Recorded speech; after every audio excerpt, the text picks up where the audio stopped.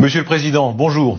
Monsieur Rochebert, bonjour. Vous êtes Patrice Talon, président du Bénin, un des chefs d'État de ce continent africain qui est tellement courtisé en ce moment. Visite du président Macron, visite du ministre russe Lavrov, visite du ministre chinois. Est-ce qu'il y a, en raison de la guerre, un moment africain? Peut-être, on peut le dire, ce moment est actuel, peut-être que c'est un moment africain. Cela a été flatteur pour nous, plutôt. On a entendu sur votre sol la première grande charge du président Macron contre la Russie, quand il a dit la Russie est l'une des dernières puissances impériales coloniales. Est-ce qu'il a raison?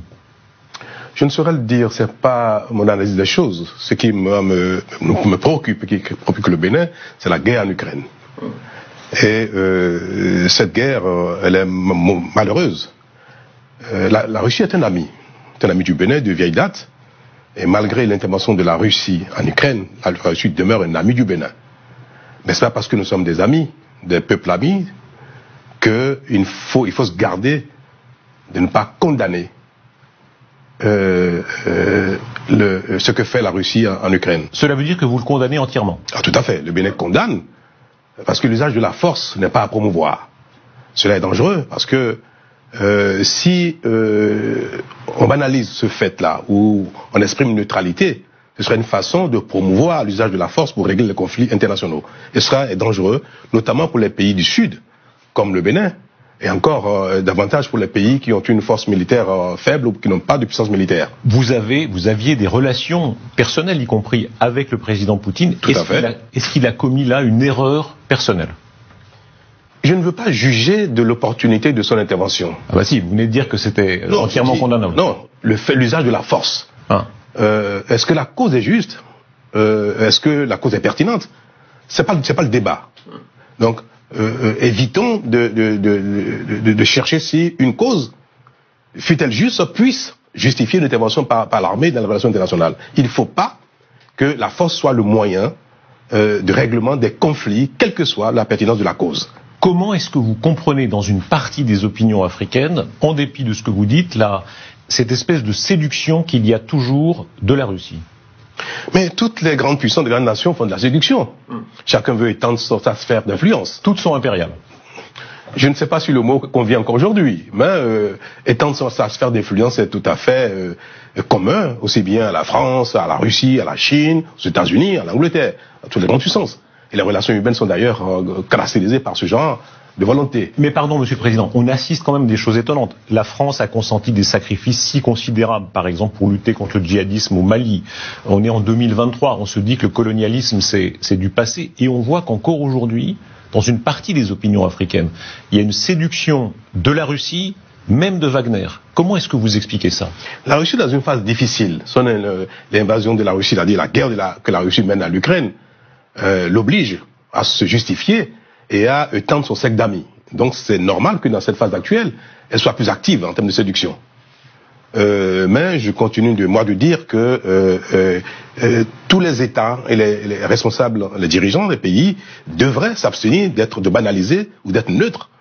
Parce qu'on peut avoir un ami, et quand l'ami fait quelque chose qui est préjudiciable pour l'ensemble de l'humanité, il faut le dire, l'usage de la force n'est pas souhaitable. Parce que si ça devient une banalité, et tout le monde le fera, ce sera dangereux en tout cas pour les pays comme les nôtres. Sur notre antenne, le ministre des Armées, M. Lecornu, a dit que Wagner considère désormais la France comme ennemi numéro 1, et d'une certaine manière, il appelait à l'aide les Africains. Est-ce que vous êtes prêt à aider la France à lutter contre Wagner?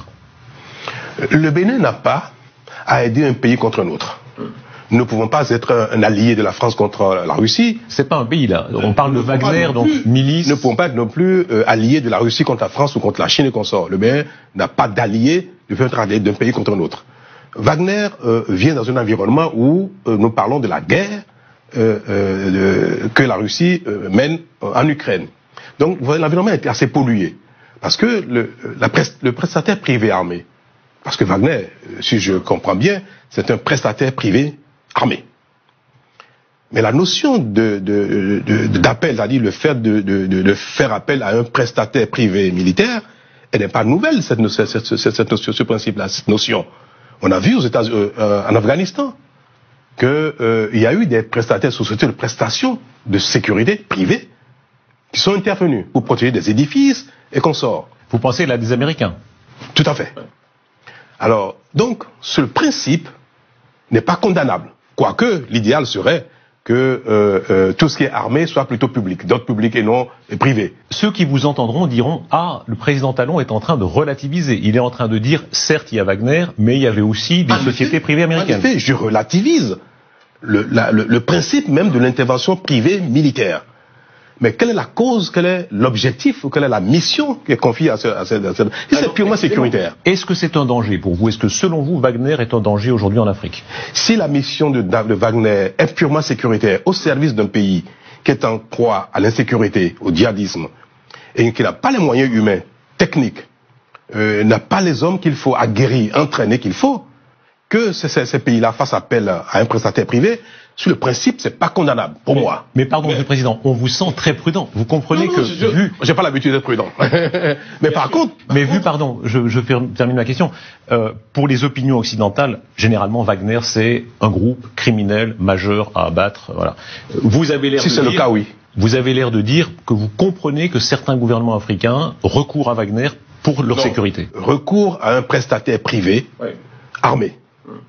Maintenant, si le recours n'a pas d'autre objectif que le soutien pour une cause sécuritaire, alors là, c'est condamnable. Donc, si Wagner intervient dans ces pays, pas pour apporter une prestation purement sécuritaire, et que ça doit servir un régime, pour des exactions et consorts, cela est condamnable et est condamné.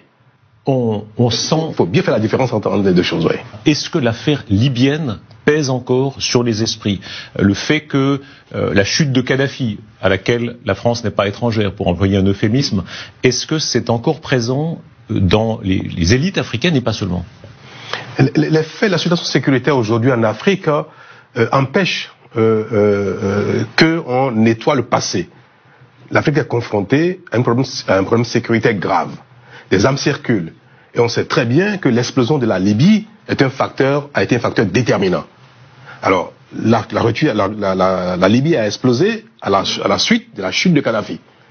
Donc, dans le quotidien des Africains aujourd'hui, où on voit des armes circuler, des armes de guerre circuler librement et aisément au détriment de la paix et de la sécurité des uns des autres, comment on peut faire abstraction de ce que l'origine, l'un des facteurs déterminants de cette situation est la chute de l'explosion de la Libye, donc la chute de Kadhafi. Vous me disiez, pardon, il y a presque une idée de faute originelle dans leur point de vue. C'est-à-dire, voilà, la chute de Kadhafi a amené tant de problèmes et c'est la responsabilité des Occidentaux.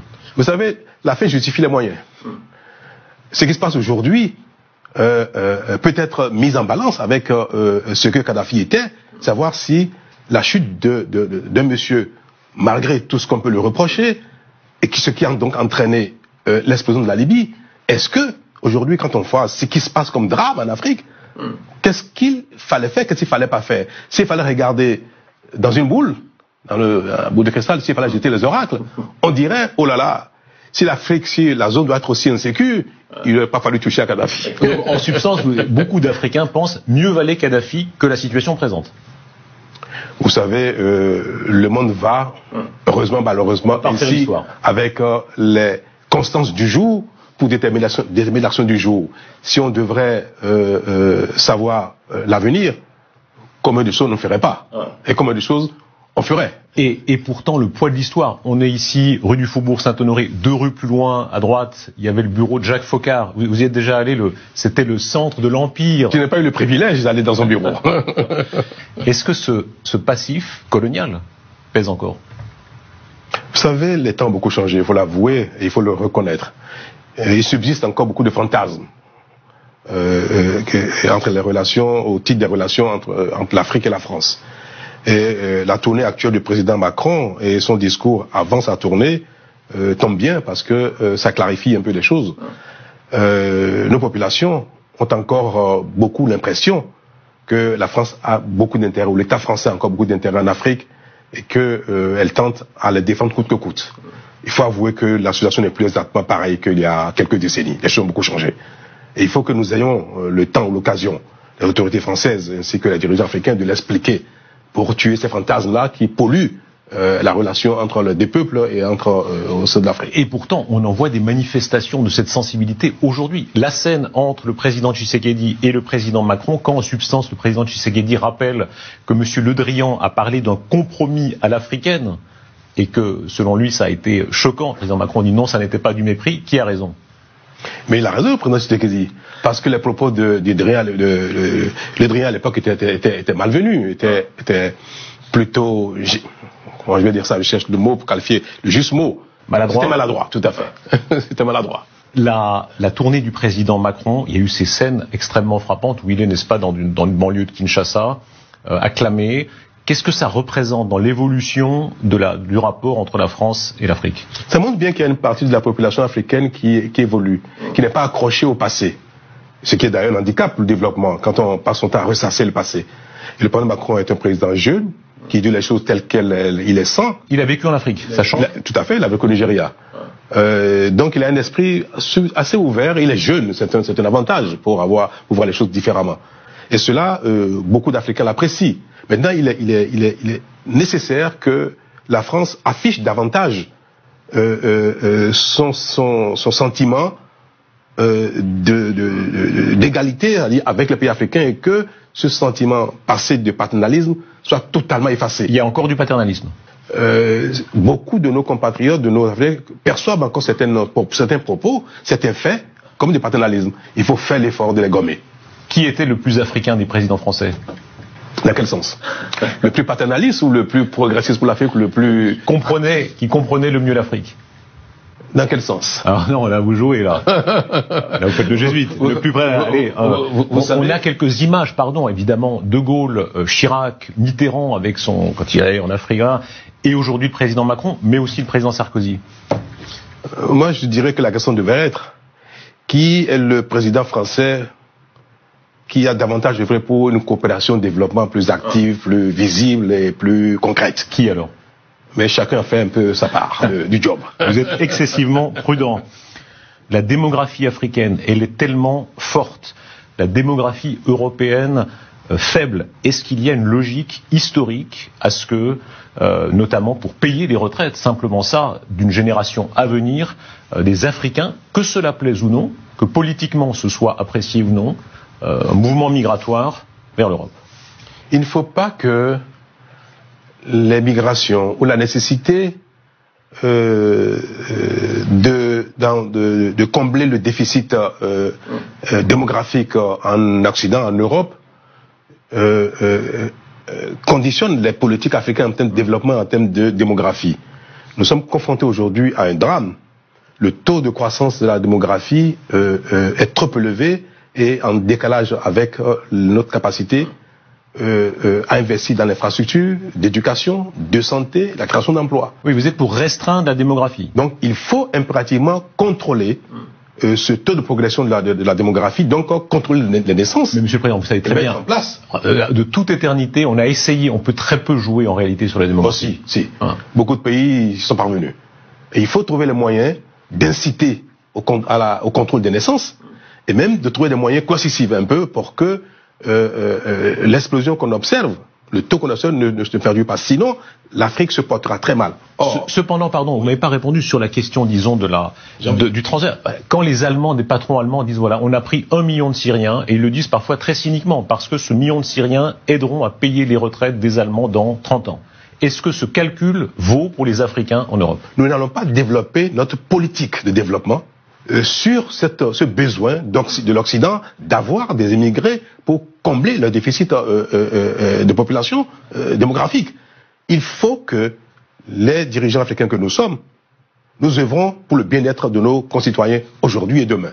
Et pour cela, il faut contrôler les naissances, il faut limiter le taux de progression de la démographie pour que nos moyens soient en adéquation avec la population. Et cependant, les migrations, qui arrête les migrations? On le voit dans l'histoire. C'est un phénomène humain, universel, qui, à travers le temps, n'a jamais pu être maîtrisé par la volonté des hommes, des dirigeants d'un instant. Les peuples ont toujours bougé, L'homme a toujours circulé et l'homme circula toujours. Pour tout ce qu'on a dit, la situation en Ukraine, le nouvel équilibre des puissances, la montée de la Chine, elle est en train, n'est-ce pas, de gagner des parts de marché en Afrique de manière tellement massive. Oui. C'est l'avenir pour vous, la Chine? Mais la Chine c'est déjà le présent. C'est déjà le présent. Il faut constater qu'elle est une puissance incontournable. Elle donne l'exemple de ce qu'on peut partir de rien, se développer, devenir une puissance. La Chine, moi, inspire beaucoup. Le modèle chinois, l'effort sur soi, la bonne gouvernance, sont des éléments qui devraient inspirer tous les pays sous-développés, que le développement est à la portée de tout le monde. Monsieur le Président, je me permets de vous rappeler que c'est aussi une dictature qui viole les droits humains de manière tellement massive, c'est un système tellement dictatorial sur sa propre population. Vous dites ça m'inspire. La liberté et la démocratie sont un bien inaliénable. Il faut que chaque individu puisse vivre librement sur Terre et s'exprimer en ce qui concerne la gouvernance de sa communauté. C'est un bien inaliénable. Mais attention, il ne faut pas que la démocratie soit un leurre. Je vois où vous voulez en venir. Parce que on reproche à certains pays africains de ne pas suffisamment promouvoir la démocratie, la liberté, le droit de l'homme. On reproche à la Chine de ne pas suffisamment promouvoir le droit de l'homme, la démocratie. Moi, je dis une chose. Si il y a de la démocratie sans bonne gouvernance, c'est aussi grave que le défaut de démocratie. Et c'est pour ça que le développement socio-économique est un impératif autant que la démocratie et la liberté sont des impératifs. Quand on parle de l'Occident, vous avez parfois des réserves. De la Russie, vous avez des réserves très importantes. Et je rappelle, vous avez condamné l'invasion de l'Ukraine. Sur la Chine, votre premier mouvement n'est que positif. Est-ce que c'est révélateur de l'avenir, c'est-à-dire l'immense puissance démographique chinoise et l'immense puissance démographique africaine sont appelées à être, d'une certaine manière, un avenir du monde? Est-ce que vous n'avez pas l'impression qu'il y a 20 ans, il y a 10 ans, il y a aujourd'hui, les choses ont beaucoup bougé en Chine? Est-ce que vous avez vraiment l'impression que, au plan de la liberté, de la démocratie, que rien n'a bougé en Chine depuis 30, 40, 50 ans? Ça s'améliore beaucoup, mais ça, c'est pas... On verra, on multipliera les reportages. Moi, je suis dans la charge, je peux vous dire combien, parfois, la bonne gouvernance peut heurter, en apparence, la promotion de la démocratie ou de la liberté. Parfois, c'est très difficile, quand on a des mauvaises habitudes communautaires. Quoi qu'il en soit, ce sentiment, c'est parfois une angoisse en Occident, que l'avenir sera toujours plus africain, chinois, brésilien, indien, et de moins en moins français, allemand, danois. Est-ce que ça correspond pour vous à un sens de l'histoire qu'on s'en réjouisse ou non? Oh ben, tout à fait. Vous savez, moi je n'aime pas focaliser l'événement du monde sur l'Afrique, parce que parfois c'est consolateur pour nous. Et c'est pas bien. Dire que l'avenir c'est l'Afrique. Et alors, le présent. Il faut travailler pour que le présent soit agréable, qu'il y ait un bien-être, et que chacun joue sa part dans l'évolution du monde. Et personne ne peut prédire ce que sera l'humanité dans 1000 ans. Merci Patrice Talon. Merci beaucoup. Merci beaucoup.